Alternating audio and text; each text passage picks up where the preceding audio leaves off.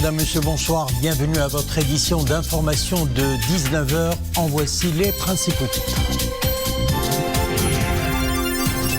Nomination royale hier au Palais Royal de Fès du président délégué du Conseil supérieur du pouvoir judiciaire, du président du ministère public, du premier président de la Cour des comptes, du président du Conseil de la concurrence et de 5 membres du Conseil supérieur du pouvoir judiciaire. L'opération de vaccination anti-Covid se poursuit dans les 4 coins du royaume. La campagne bénéficie aux Marocains, mais également aux étrangers résidant dans le royaume. Exemple à la maison de retraite Souissi de Rabat. En sport canoë-kayak, le Maroc sera représenté au JO de Tokyo 2021 par 2 jeunes athlètes ayant réussi leur qualification en Espagne.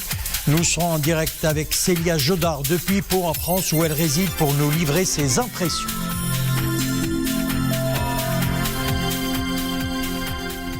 Le roi Mohamed VI Amir el-Mouminin a procédé hier au Palais Royal de Fès à plusieurs nominations.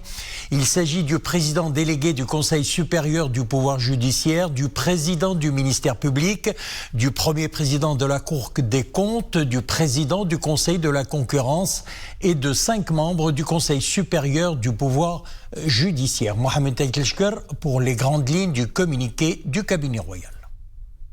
Sa Majesté le roi Mohamed VI, Amir el-Mouminin, a d'abord reçu au Palais Royal de Fès M. Mohamed Abdel Nabawi, que le souverain a nommé premier président de la Cour de cassation et en cette qualité, président délégué du Conseil supérieur du pouvoir judiciaire. Et M. Hassan Daki, que le souverain a nommé procureur général du roi près la Cour de cassation et en cette qualité, président du ministère public. Sa Majesté le roi Mohamed VI a également reçu Madame Zeynep El-Adawi, que le souverain a nommée au poste de premier président de la Cour des comptes. Et à cette occasion, Sa Majesté le roi Mohamed VI a prodigué à la nouvelle présidente ses hautes orientations pour qu'elle veille à ce que cette institution accomplisse ses missions constitutionnelles. Et toujours au Palais Royal de Fès, Sa Majesté le roi Mohamed VI a reçu M. Ahmed Rahou, que le souverain a nommé président du Conseil et de la concurrence.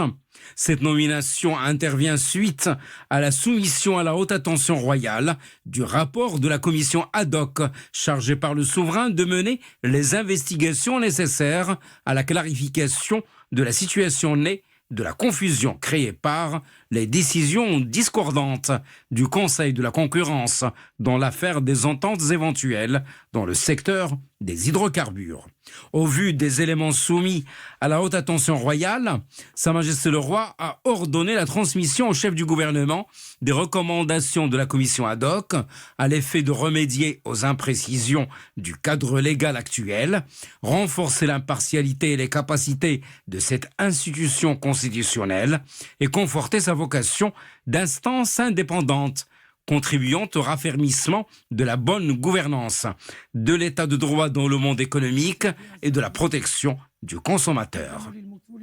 Et conformément aux dispositions de l'article 115 de la Constitution, Sa Majesté le roi Mohamed VI, Amir el-Mouminin, a reçu toujours hier au Palais Royal de Fès les 5 membres du Conseil supérieur du pouvoir judiciaire, dont la nomination relève des prérogatives royales en vertu de la Constitution.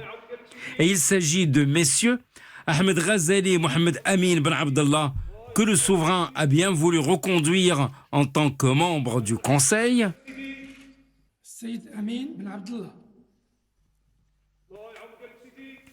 Mohamed Zaoug, Mohamed Nassar et Khalid Al-Araichi, que Sa Majesté le roi Mohamed VI a nommé nouveaux membres de ce Conseil. Et à cette occasion, les nouveaux membres ont prêté serment devant Sa Majesté le roi Mohamed VI. L'audience s'est déroulée en présence de Mohamed Abdel Nabawi, président de la Cour de cassation, président délégué du Conseil supérieur du pouvoir judiciaire, et El Hassan Daki, procureur général du roi près la Cour de cassation, président du ministère public. Le Maroc au top 5 des destinations les plus sûres où voyager, et ce pour la 3e semaine consécutive. Alors que le Maroc s'est récemment vu félicité par l'Organisation mondiale de la santé pour l'efficacité de sa campagne vaccinale contre le coronavirus, Le royaume a depuis progressé de 4 places et occupe aujourd'hui le 5e rang du classement d'une agence de voyage en ligne, Tourlan, pour ne pas la nommer. Ce classement a été établi par une étude signée par Johan Jones, ancien directeur adjoint de l'OTAN, devenu conseiller en sécurité chez l'agence de voyage en question.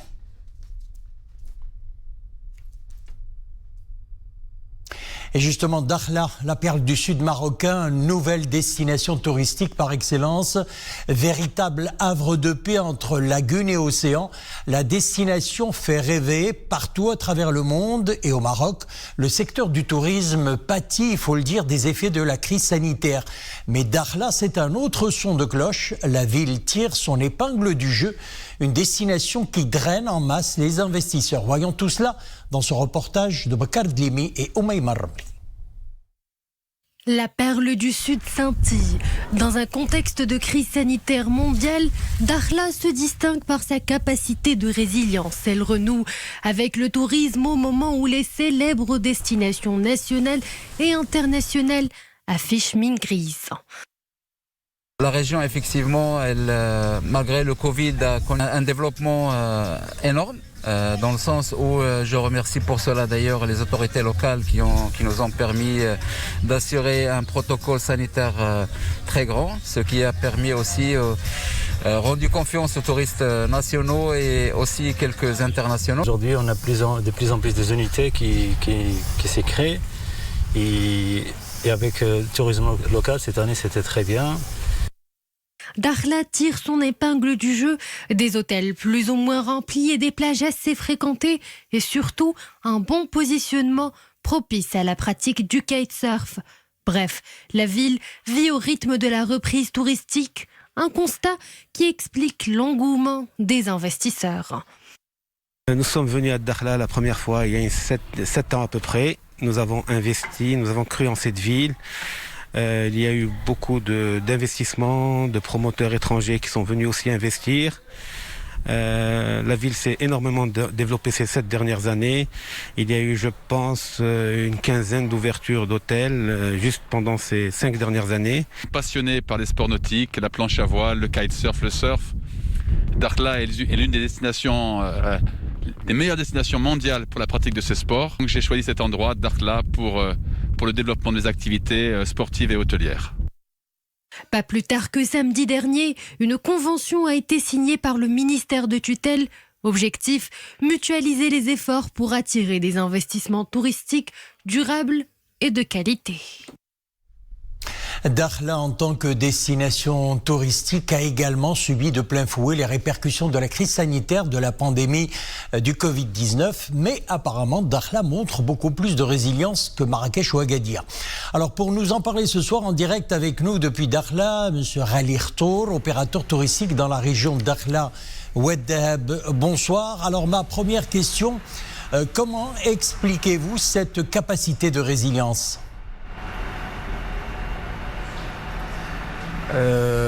Bonsoir. Ce qui différencie Dakhla des autres destinations, c'est l'immensité de ses paysages, la beauté naturelle. Donc c'est ce qui fait que cette destination ouverte, ça marche mieux que d'autres destinations. Alors, Rali Khtour, vous avez reçu la semaine dernière la visite de la ministre du Tourisme. Alors, quelle est votre feuille de route en tant que professionnel du secteur pour préparer la relance et c'est pour quand la relance ? Suite à cette visite de Madame la ministre, on est conscient des moyens mis en place et des projets, des grands projets qui sont en cours de réalisation. Donc ça nous rapporte énormément de choses. À chaque fois quand on a des visites, c'est des occasions en or. On parle de nos problèmes. Ils ont résolu beaucoup de problèmes, comme par exemple les vols à l'international, les avions, etc. Donc c'est vraiment quelque chose, ça fait du bien à la région. Alors, qu'en est-il des nouveaux projets d'investissement dans le secteur du tourisme et également de l'accueil touristique, Rali Khtour ? En fait, nous sommes heureux de l'arrivée des nouveaux investisseurs, sachant que la concurrence, c'est ce qui permet d'avoir des meilleures qualités, meilleurs services. Et après, il faut juste être conscient de ce qui est le plus important, c'est quand même l'environnement. Et il faut préserver la beauté naturelle des endroits, des spots, du surf. Par exemple, ces spots, je suis passionné par le surf aussi, par le kitesurf. Donc il faut faire attention à ne pas... il faut faire en sorte de préserver ces spots-là. Alors justement, vous venez de le dire, on ne peut pas parler de Dakhla sans parler de surf. Dakhla, c'est une des meilleures destinations au monde pour le surf. Donc ces spots-là, leur beauté, c'est la nature. Donc il faut pas, c'est le dépaysage qui ramène beaucoup de clients, des passionnés, c'est des sportifs. Donc ils aiment bien la beauté naturelle, le vent, le kite et les sports nautiques. Et le soleil également. Et le soleil également. Sachant que quand même, dis-moi, grâce au festival Mer et Désert, Dakhla a été, en 2007, Dakhla a été reconnu au niveau international. Aussi bien, ça présentait ce festival-là, il présentait la tradition, le sport. C'est ce qui a permis à plein de jeunes de pratiquer ces sports-là. Et donc c'est ce qui nous a aussi classé au niveau international. C'est ce qui a fait reconnaître Dakhla qui a été classé aussi sur le New York Times par sa beauté naturelle. Rally Retour, merci d'avoir répondu à nos questions. Je rappelle que vous êtes opérateur touristique dans la région Dakhla Oued Dahab. À quelques semaines du début de Ramadan, les acteurs du marché de l'alimentaire, producteurs, distributeurs et marchands, sont à pied d'œuvre pour assurer un approvisionnement normal et proposer des produits de qualité et à des prix raisonnables. Le ministre de l'Intérieur a tenu ce mardi une réunion consacrée à l'évaluation et au suivi de la situation d'approvisionnement du marché national et des prix des produits de base, mais aussi l'orientation des interventions des services en charge du suivi et de la protection des consommateurs. Une rencontre par visioconférence à laquelle ont participé les ministres de l'Agriculture, de la Pêche maritime, du Développement rural et des eaux et forêts, de l'Industrie, du Commerce et de l'Économie verte et numérique, et de l'Énergie, des Mines et de l'Environnement, ainsi que le ministre délégué auprès du ministre de l'Intérieur. La stratégie de dynamisation des coopératives agricoles nouvelle génération est en marche. Une stratégie qui repose sur le socle du plan Maroc Vert.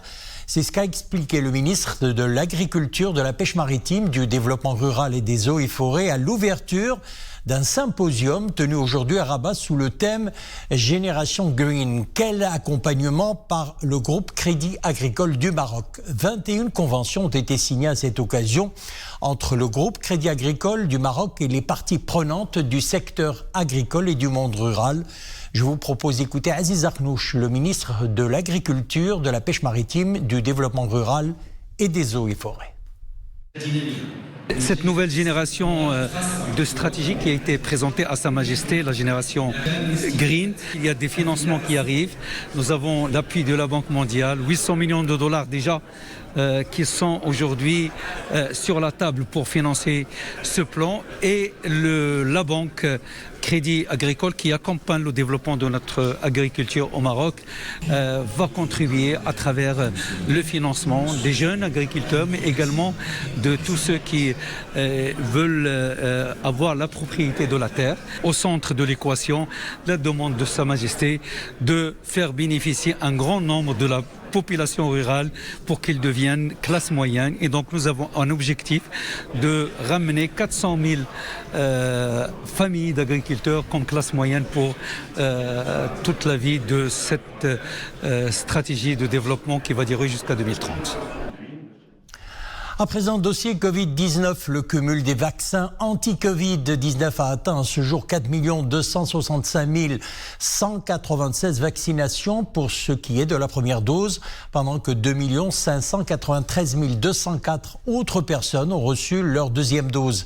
Et pour ce qui est de la situation épidémiologique, 569 nouveaux cas confirmés durant ces dernières 24 heures. 6 décès, 543 nouvelles rémissions. Les cas actifs s'élèvent à 3 528. 411, c'est le nombre des cas graves ou critiques. 23 sont sous intubation et 245 autres sont sous ventilation non invasive. Et puis l'opération de vaccination anti-Covid se poursuit dans les 4 coins du royaume. La campagne bénéficie aux Marocains, mais également aux étrangers résidant dans le royaume. Exemple à la maison de retraite Swissi de Rabat, accueillant des pensionnaires de différentes nationalités qui ont reçu aujourd'hui d'ailleurs la deuxième dose du vaccin. Reportage Hassan Mandour, Zakaria Mokimbil et Omeïma. Réunis dans le hall de la maison de retraite, des pensionnaires attendent à tour de rôle de se faire vacciner. En raison de leur âge et de leur santé fragile, cette population a besoin d'une attention particulière. Les employés et le staff médical sont aux petits soins. On va faire un vaccin, d'accord ? Je sens très bien, j'ai même la première fois et deuxième, jamais eu aucun problème. Ah ben alors là, on ne peut pas être plus gentil, c'est pas possible. Hein. On ne peut pas être plus. Très gentil, courtois, de gentils sourires. Alors espérons que ça se rétablit doucement et que nous reprenons une vie normale. Une fois le vaccin administré, les bénéficiaires restent sous observation pour une durée de 15 à 30 minutes. Il faut s'assurer que ces seniors ne souffrent d'aucun effet secondaire. La journée de vaccination, la deuxième dose pour nos résidents de la maison de retraite, ça a bien passé, on n'a pas eu de problème. Donc pour la première dose, vous m'avez demandé tout à l'heure, donc il n'y avait pas d'effet indésirable, c'était bien. Alors nous, on n'a rien à dire sur l'organisation. Vraiment, on est très très contents de tout ce qu'a fait le gouvernement marocain. Vraiment, on est très satisfaits. Nous avons tous nos pensionnaires qui ont eu leurs 2 doses de vaccination. Cette maison de retraite accueille une quarantaine de pensionnaires de différentes nationalités. La vaccination contre le Covid leur permettra de disposer d'un certificat de vaccination, une sorte de passeport sanitaire bientôt, nécessaire notamment pour tout déplacement à l'étranger. Le 23 mars de chaque année, la communauté internationale célèbre la journée mondiale de la météorologie. Cette année, le thème est l'océan, le temps et le climat. L'occasion de présenter le rôle de la Direction générale de la météorologie et sa contribution à la sauvegarde des personnes et des biens par la veille et la vigilance météorologique et climatique et par la fourniture d'informations et services météorologiques et climatiques permettant d'apporter l'aide à la prise de décision. Écoutons Hassan Bourksim, il est ingénieur, chef du service de météorologie maritime, Direction générale de la météorologie. Le thème de la journée météorologique mondiale met le point sur l'importance des océans dans le temps et le climat et les échanges qui existent entre l'océan et l'atmosphère. L'océan est important parce qu'il est le siège de toutes les perturbations météorologiques. Pour suivre l'état des océans, on utilise des moyens d'observation performants tels que les stations d'observation des navires, les bouées dérivantes, les satellites d'observation, que ce soit les satellites géostationnaires ou les satellites polaires, et également les radars qui sont utilisés au niveau des régions côtières. Le Maroc dispose d'un système d'observation performant, notamment les radars haute fréquence qui sont utilisés pour la mesure des courants de surface et des caractéristiques des vagues. Alors pour la prévision, on utilise des modèles performants pour la prévision des caractéristiques de l'état de la mer. On passe au sport. Deux kayakistes, nous le disions, deux kayakistes marocains décrochent leur ticket pour les Jeux Olympiques de Tokyo 2021. Il s'agit de Célia Jodar et Mathis Soudi. Célia Jodar a décroché dimanche dernier en Espagne son billet sur le bassin espagnol de la Sol d'Urgell. Notre athlète qui s'entraîne au club Vic à Veigné, dans le département Indre-et-Loire, et travaille à Pau en France comme infirmière, a fini devant son unique rivale, l'Algérienne Anaïs Mohoub, après 2 manches de qualification. Une course à suspense qui lui offrit d'ailleurs le précieux sésame pour Tokyo. De son côté, Mathis Soudi, 21 ans, a décroché sa qualification grâce à sa 2e place en finale, toujours sur le bassin de la Sol d'Urgell en Espagne. Mathis Soudi, membre de l'équipe nationale depuis 2016, évolue à Rennes, également en France, dans la catégorie kayak slalom. Le Maroc entre donc dans la cour des grands. Nos champions espèrent à Tokyo être sur une des marches du podium. Les gros efforts fournis par la Fédération royale marocaine de canoë-kayak ont porté leurs fruits. Alors, en direct avec nous par Zoom depuis Pau en France, Célia Jodar qui représentera donc le Maroc au JO de Tokyo. Jodar, bonsoir. Alors, d'abord, vos impressions après votre qualification. Très heureuse, très heureuse. Je m'y étais préparée parce que je m'entraînais pour ça, mais quand ça arrive, on est forcément hyper heureux. Alors, vous aviez de sérieuses concurrentes, il faut le dire. La qualification est une récompense après des mois de dures heures d'entraînement. Alors, expliquez-nous un petit peu tout cela. Alors oui, j'avais une concurrente de taille qui représente l'Algérie et qui m'a fait vivre un suspense jusqu'à la fin. Elle s'entraîne aussi à Strasbourg. Moi, je m'entraîne à Pau. On ne sait pas trop l'une et l'autre comment chacune navigue, mais on s'est entraîné ensemble toute la semaine en Espagne et j'ai pu voir ses courses parce que je courais avant elle et elle a très bien navigué. Donc, je suis très contente d'être devant. Alors, Célia Jodar, vous serez 2 à représenter le Maroc à Tokyo, vous et Mathis Soudi. Les Jeux Olympiques, c'est en juillet. Alors, quel est le programme des entraînements ? Alors, le programme des entraînements, il ne change pas dans le sens où on continue à s'entraîner tous les jours. Maintenant, c'est encore tellement frais que là, on est en pleine phase d'organisation parce que moi, je suis infirmière à côté, donc il faut que je m'organise. J'ai la chance d'habiter à Pau, de travailler à Pau et d'avoir une structure d'entraînement qui est superbe. Donc pour ma part, j'ai beaucoup de chance. J'ai beaucoup de chance, je suis très motivée.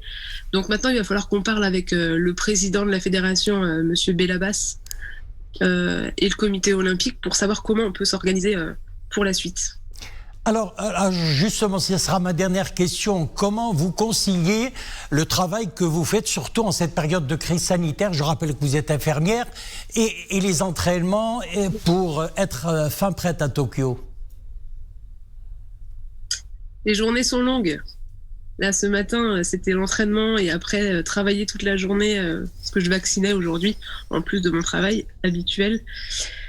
Je sais pas je pense que j'ai beaucoup d'énergie parce que je suis passionnée de mon métier, je suis passionnée de mon sport et c'est ce qui sauve tout parce que je le fais vraiment avec beaucoup de cœur, aussi bien le kayak que mon travail.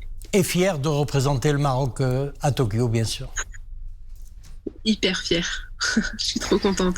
Voilà, Célia Jodar, merci de nous avoir expliqué un petit peu votre programme d'entraînement et vos sentiments concernant cette qualification au JO. Merci beaucoup et à la prochaine. Oui, avec plaisir. Eh bien voilà, c'est avec ce duplex ou ce direct depuis Pau en France que nous refermons l'édition. Merci de l'avoir suivi, excellente soirée, à demain.